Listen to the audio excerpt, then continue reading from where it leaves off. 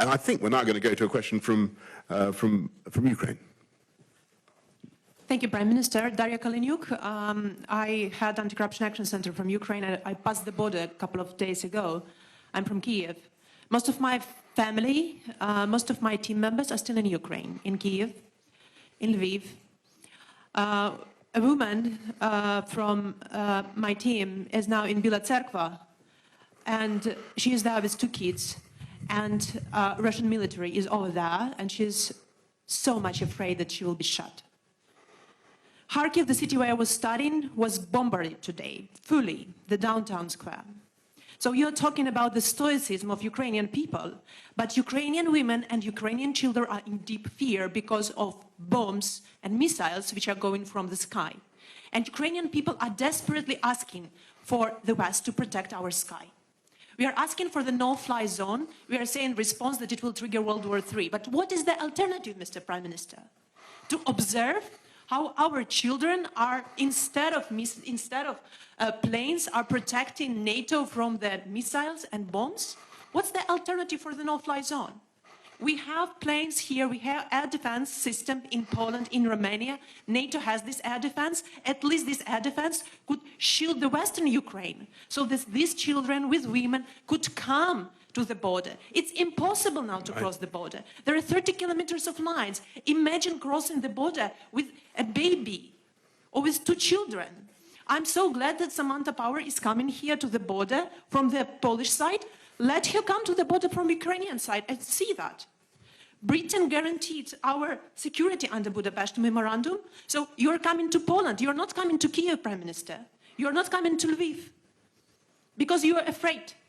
Because NATO is not willing to defend. Because NATO is afraid of the World War III. But it is already started. And these are Ukrainian children who are there taking the hit. You're talking about more sanctions, Prime Minister, but Roman Abramovich is not sanctioned. He's in London. His children are not in the bombardments. His children are there in London. Putin's children are in Netherlands, in Germany, in mansions. Where are all these mansions seized? I don't see that. I see that my family members, that my team members are saying that we are crying. We don't have where to run. Well, this is what is happening, Prime Minister.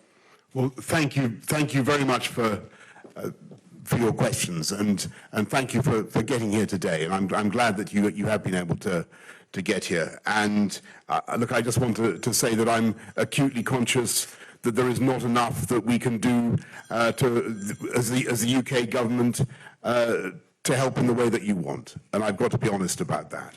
And when you talk about the no-fly zone, as I said to Volodymyr Zelensky, I think a couple of times, unfortunately, the implication of that is that the UK and would be engaged in shooting down Russian planes, would be engaged in direct combat with Russia. That's not something that we can do or that we've envisaged. And I think the consequences of that would be truly very, very difficult to control. What we can do is all the things that we are doing already, and providing as much help and support to the Ukrainians as we can. And as I said to you earlier on, the UK was the first European country to offer military assistance. Also doing everything we can to tighten the economic noose around the Putin regime, and we were